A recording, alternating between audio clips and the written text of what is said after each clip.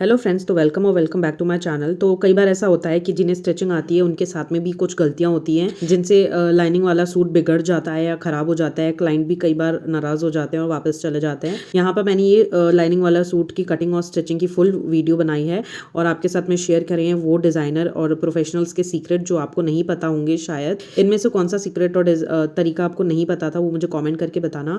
आप यहाँ पे देख सकते हो मेरा पूरा लाइनिंग वाला सूट बिल्कुल परफेक्ट तरह से बनाया है। यहाँ पे स्लीव्स में भी कोई झोल नहीं है किसी भी तरह का।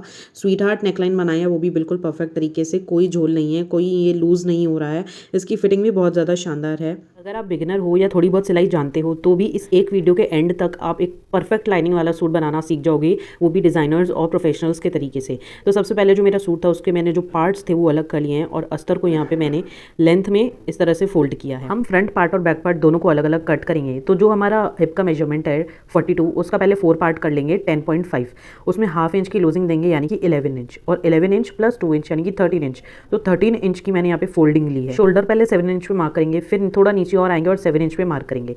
यहाँ हाफ इंच लेंगे शोल्डर डाउन का, इंच टिप को खसका के रखेंगे, फिर 7 इंच पे मार्क करेंगे जो कि आर्म होल है।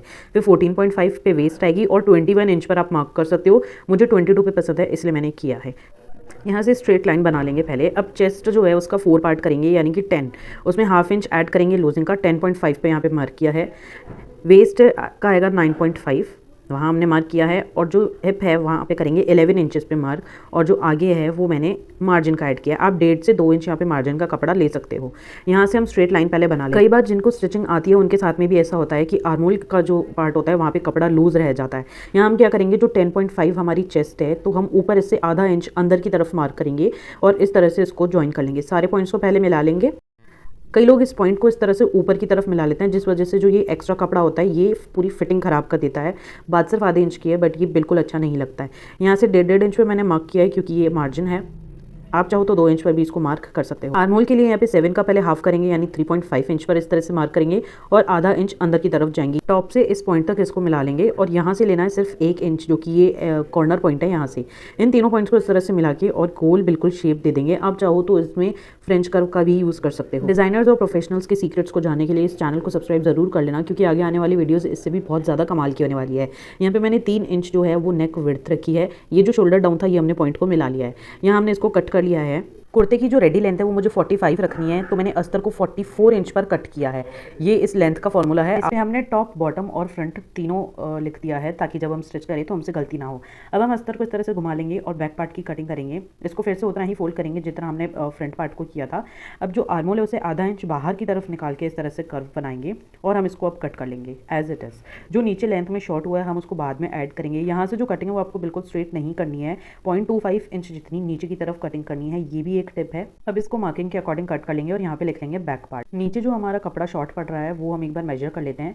तो ये 4.5 इंच के आसपास कपड़ा जो है वो हमको ऐड करना पड़ेगा। ये हम जो अस्तर वाला पार्ट है उसमें से आगे देख लेंगे। यहाँ पे हम इसको आधा इंच जितना डेप्थ में कट कर लेते हैं। ये जो हमारी मेन फिटिंग वाले पॉइंट्स हैं यहाँ पे हम नॉचेस लगा लेते हैं ताकि जब हम फैब्रिक इसके साथ में अटैच करेंगे तो ऊपर नीचे ना हो। ये जो अस्तर वाला कपड़ा है इसको मैंने पहले ही धो के सुखा के और आयरन कर लिया था, उसके बाद में मैंने कटिंग की है। तो आप भी कभी भी आप कोई भी तरह का अस्तर यूज़ करते हो पहले उसको धो लो, सुखा लो और आयरन कर लो, उसके बाद ही यूज़ करो। आर्मोल को कट करने के लिए ऊपर पहले मार्किंग की है मैंने जो कि शोल्डर जॉइन होने में कपड़ा जाएगा, और पूरे कर्व पर इंच टेप को इस तरह से रख के मेजर कर लिया है। तो यहाँ पे आ रहा है 10.5 इंच के करीब। जो बचा हुआ अस्तर है उसको डबल फोल्ड करके हम इस तरह से रखेंगे और जिस तरह से हमने चौड़ाई पहले मार्क की थी यहाँ पे भी हम यही करेंगे। 10.5 इंच जितना पहले इसको फोल्ड कर लेंगे। जो लाइनिंग हमको शॉर्ट पड़ रही है वो हम बैक पार्ट में अटैच करेंगे, इसलिए मैंने इसको नीचे की तरफ फोल्ड कर दिया है। यहाँ पे परफेक्ट स्लीव की कटिंग मैं आपको बता रही हूँ। लेंथ मैंने यहाँ पे मार्क कर लिया क्योंकि मुझे 20 इंच रखनी थी तो मैंने 21 इंचेस पे मार्क किया है। इस तरह से 4 इंच आर्म होल डाउन किया है। स्लीव लेंथ अगर 5 इंच से ज़्यादा है तो आपको आर्म होल 4 इंच पर डाउन करना है। यहाँ पे मैंने इसका सेंटर ले लिया है 2 इंच पर, और अब जो 10.5 था इसका भी सेंटर ले लेंगे। ऊपर वाले पॉइंट से इस तरह से कर्व मिलाते जाएंगे और इसको बिल्कुल स्लो आपको जाना है। जो ये पॉइंट है यहाँ पे 0.75 इंच जितना आगे जाएंगे और इसको शेप बना लेंगे। यहाँ पे हम 6.5 इंच जो है वो स्लीव का बॉटम रख रहे हैं और इन दोनों पॉइंट्स को इस तरह से मिला लेंगे। ये जो पॉइंट्स हैं आपको बिल्कुल स्ट्रेट नहीं मिलाने हैं, इनको थोड़ा सा कर्व में ही मिलाना है। जो बचा हुआ अस्तर है यहाँ से हम जॉइन वाला कपड़ा निकालेंगे, पहले इसको कट कर लेंगे और इसको इस तरह से रखेंगे। अब स्लीव ले लेते हैं और यहाँ पे इसको अटैच करके देख लेते हैं पहले कितना होगा। 1 इंच आपको इसको ऊपर करके लेना है क्योंकि जॉइनिंग में भी कपड़ा जाएगा, इसीलिए यहाँ से इसको परफेक्टली कट कर लेंगे। कुछ लोग हैं जो स्टिचिंग सीखना तो चाहते हैं बट उन्हें डर लगता है। मैं उनको बता देती हूँ डरने की कोई ज़रूरत नहीं है। आपको सिर्फ डेली प्रैक्टिस करनी होती है और प्रैक्टिस करते करते आप भी परफेक्ट हो जाओगे। साथ में जो छोटी-छोटी टिप्स और ट्रिक्स मैं आपको बताती हूँ, उन्हें फॉलो करते रहना तो आपके काम में भी फिनिशिंग आएगी। तो लाइनिंग की कटिंग पूरी हो चुकी है, अब करेंगे मेन फैब्रिक की कटिंग। यहाँ मैंने जो बैक पार्ट है वो ले लिया है और पहले इसको 45 इंचेस पर मार्क कर लेंगे। देखो नीचे की तरफ जो है वो मैं पट्टी अलग से जॉइन करूँगी, तो मैंने वो ऐड नहीं किया है। इसमें मैंने 1 इंच ऐड करके कट किया है, क्योंकि ऊपर आधा इंच जाएगा और नीचे भी आधा इंच जाएगा। जो फ्रंट पार्ट है इसको रख लेंगे। मैंने इसको जो सेंटर है वो प्रेस कर लिया है अच्छे से। आप भी अच्छे से प्रेस कर लोगे तो जो सेंटर में योक होता है या एम्ब्रॉयडरी होती है वो ऊपर नीचे नहीं होगी और बिल्कुल सेंटर में आएगी। जो बैक पार्ट था वो मैंने इनके ऊपर रखा है। अब जो मेन फैब्रिक है उसको थोड़ा सा एक्स्ट्रा ही आपको कट करना होता है, ताकि ये बाद में दिक्कत ना करे। परफेक्ट तरह से हमने कुर्ते की कटिंग कर ली है। अब हम स्लीव्स की कटिंग करेंगे। अस्तर में जो कपड़ा शॉर्ट पड़ रहा था उसे मैंने पहले ज्वाइन कर लिया है। अभी को उसको डबल फोल्ड करके रखा है और कपड़ा जो है वो छोटा पड़ रहा है। वहाँ पे 3 इंच का मुझे ऐड करना पड़ता, इसलिए मैंने कपड़े को इस तरह से खोल लिया है और आमने सामने की तरफ स्लीव्स को रख के कट कर लिया है। जो नीचे की तरफ 2 इंच का शॉर्ट पड़ रहा है वो हम इस तरह से कट कर लेंगे पार्ट और यहाँ पर ज्वाइन कर लेंगे। इजी तरह से अस्तर को ज्वाइन करने के लिए आप फेविकॉल पहले लगा लो और उसके ऊपर अस्तर को इस तरह से अटैच कर लो और फिर इसको प्रेस कर लो। ये बहुत आसान तरीका है, इससे कभी भी कपड़ा खसकता नहीं है। लाइनिंग और फैब्रिक दोनों अटैच रहता है, जिससे सिलाई करने में बहुत ईजी रहता है। दोनों पार्ट्स को हम पहले इस तरह से अस्तर ज्वाइन करके और आयरन करके रेडी कर लेंगे। इसके बाद एक दूसरे के ऊपर इसको रखेंगे और यहाँ से जो भी कपड़ा शॉर्ट पड़ रहा है उसको कट कर लेंगे। अब इसकी पूरी बॉर्डर्स पे हम पहले जो इंटरलॉक वाली सिलाई होती है वो कर लेंगे।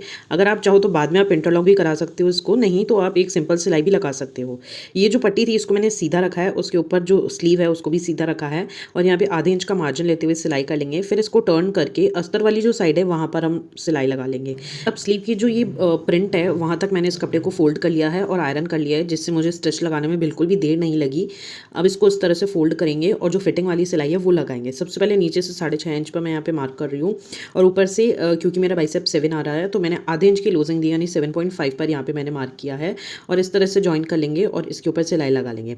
आर्मोल भी चेक कर लेते हैं। इस तरह से रख के पूरा 9 इंच आ रहा है, जो कि बिल्कुल परफेक्ट है। यहाँ से एक्स्ट्रा कपड़ा कट कर देंगे और अब इस पर पहले सीधी तरफ इस पर 0.25 इंच जितना हम सिलाई लगाएंगे, जिससे कि ये इंटरलॉक हो जाएगा। जो एजेस हैं हमारी वो नहीं दिखेंगी, बिल्कुल नीट रहेंगी। अब स्लीव को हम उल्टा कर लेंगे और यहाँ से जो फिटिंग वाला मार्किंग की थी हमने इसके ऊपर भी स्टिच करके इसको कंप्लीट कर लेंगे। दोनों स्लीव्स को हमको इसी तरह से बनाकर रेडी करना है। ये जो ट्रिक मैं आपको बता रही हूँ इंटरलॉक वाली, ये भी एक ट्रिक है जिससे प्रोफेशनल्स और डिज़ाइनर्स यूज़ करते हैं, जिससे फिनिशिंग सिर्फ बाहर की तरफ से ही नहीं बल्कि कपड़े के अंदर की तरफ से भी फिनिशिंग बहुत अच्छी आती है। अब जो कुर्ता है उसके ऊपर भी जो फ्रंट पार्ट है, देखो मैं कैसे लगा रही हूँ। जो अस्तर का सेंटर पार्ट था उसको मैंने एम्ब्रॉयडरी के सेंटर में इस तरह से रखा है और सेम फेविकॉल लगा के और आयरन कर लिया है। आप चाहो तो रिवर्सिबल टेप का यूज़ कर सकते हो, जो कि मार्केट में बहुत इजीली मिल जाती है। पूरे कुर्ते को इस तरह से मैंने आयरन कर लिया है, बैक पार्ट को भी कर लिया है। अब कर रहे हैं कुर्ते की स्टिचिंग, जिसमें यहाँ पर भी हम पूरी बाउंड्री पर जो है वो सिंपल सिलाई लगाकर पहले अस्तर और फैब्रिक को अटैच कर लेंगे, जिससे हम आगे कुर्ता बनाते रहेंगे तो इसमें कपड़ा ऊपर नीचे नहीं होगा और कोई दिक्कत नहीं आएगी। इस तरह से ज्वाइन करने के बाद में हम इसका जो एक्स्ट्रा कपड़ा है उसको ईजिली कट कर लेंगे। इस सूट में जो मैं पैंट बनाऊंगी वो भी लाइनिंग वाली ही बनाऊंगी, तो उसे किस तरह से स्टिच करना है और कट करना है, परफेक्ट लेडीज़ पैंट की कटिंग कैसे होती है, वो सब मैं आपको बताऊंगी आगे आने वाली वीडियोज़ में।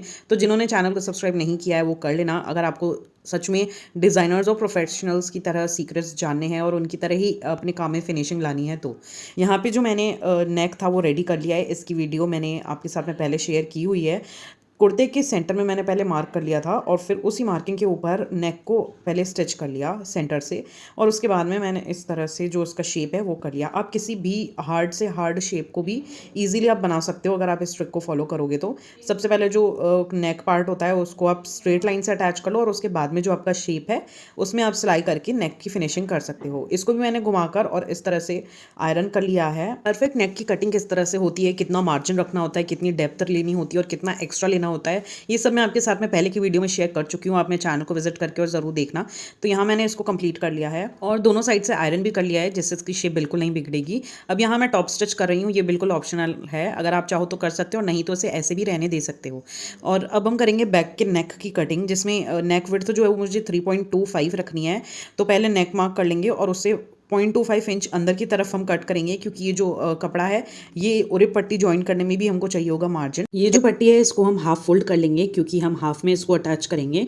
अब कुर्ता रखेंगे और इसकी सीधी साइड को यहाँ रखेंगे और इसके ऊपर बिल्कुल 0.25 इंच जितना मार्जिन लेते हुए स्टिच कर लेंगे। ना हमको पट्टी को खींचना है और ना ही नेक को खींचना है। अब शोल्डर ज्वाइन करने के लिए बैक पार्ट को नीचे रखा है और फ्रंट पार्ट को ऊपर, और इस तरह से दोनों शोल्डर को मिलाकर अटैच कर लेंगे।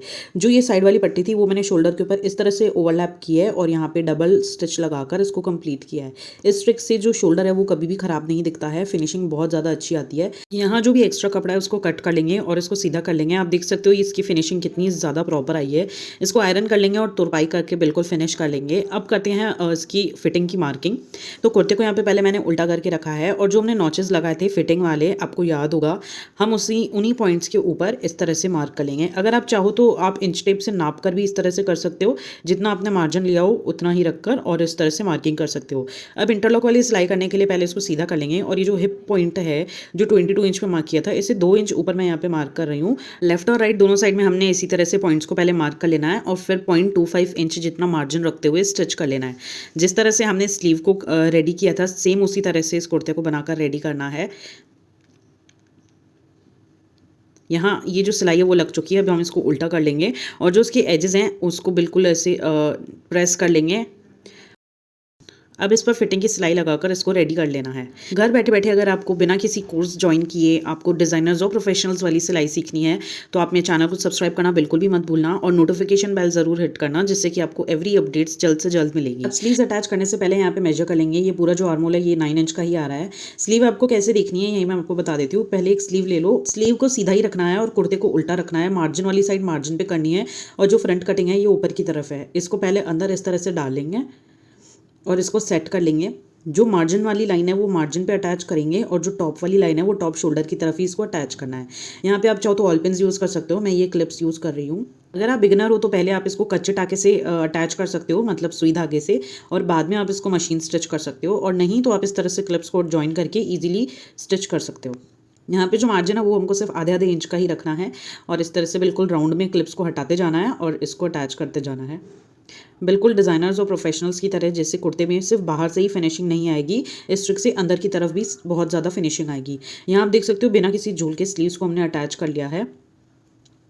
फ्रंट पार्ट में जो प्रिंट थी उसकी वजह से जो हमारा लेंथ थी वो ज़्यादा हो रही थी, तो उसको हम एडजस्ट कर लेंगे। पहले इस तरह से जो साइड वाले पॉइंट्स हैं, जो प्रिंट है उसको नाप लेंगे, एक के ऊपर एक रखेंगे, जिससे कि हमारा जो कुर्ता है वो ऊपर नीचे ना हो। अब यहाँ पर जो कपड़ा है वो मैंने इस तरह से फोल्ड कर लिया और प्रेस कर लिया है। अब बिल्कुल इसकी किनारी पर हम स्टिच लगाएंगे। कई बार होता है कुर्ते में ऊपर नीचे हो जाता है कपड़ा, तो आप इस तरह से अंदर की तरफ मार्जिन लेके और स्टिच कर सकते हैं, जिससे कि आपके कुर्ते की फिनिशिंग भी ख़राब नहीं होगी और लुकिंग भी बहुत ज़्यादा अच्छी आएगी। अब जो ये कपड़ा है उसको मैंने नीचे की तरफ कर दिया, जो एक्स्ट्रा कपड़ा था, और यहाँ पे मैंने टॉप स्टिच लगा दिया है। इस तरह से लेंथ जो थी वो एडजस्ट हो गई है फ्रंट और बैक दोनों पार्ट की, और जो जॉइन है वो भी नहीं दिख रहा है। अब जो साइड स्लिट है उसको हम सबसे पहले इस तरह से प्रेस कर लेंगे ताकि ये हमको फोल्ड करने में ईजी रहे और ये कम ज़्यादा ना हो। कई बार ऐसा होता है जो लाइनिंग वाला सूट होता है उसमें लाइनिंग जो होती है वो छोटी पड़ जाती है और जो मेन फैब्रिक होता है वो बड़ा रह जाता है, जिस वजह से मेहनत और लुकिंग दोनों खराब हो जाता है। तो देखो इस तरह से मैंने जो स्लिट था उसे भी स्टिच करके फिनिश कर लिया, कंप्लीट कर लिया है। और अब आप देख सकते हो इस कुर्ते की अंदर से भी फिनिशिंग कितनी ज़्यादा प्रॉपर आई है, ना कोई एक्स्ट्रा धागे निकल रहे हैं ना कुछ। आप चाहो तो अगर इस तरह के धागे निकल रहे हों तो जो अगरबत्ती होती है या कैंडल होती है उससे आप इनको फिनिश कर सकते हो। अब नीचे की तरफ से जो मैं है कपड़ा वो आधे इंच में मैं ऐसे ही फोल्ड करके और अटैच कर रही हूँ। आप चाहो तो अलग से इसको कपड़ा लगा कर भी अटैच कर सकते हो, चाहो तो यहाँ पे जो कॉटन वाली लेस आती है, एम्ब्रॉयडरी लेस आती है, उसको भी अटैच करके आप अपने कुर्ते को डिज़ाइन कर सकते हो। नेक्स्ट वीडियो में मैं आपके साथ में शेयर करूँगी लाइनिंग वाले पैंट की कटिंग और स्टिचिंग, तो चैनल को सब्सक्राइब ज़रूर कर लेना। Thank you so much for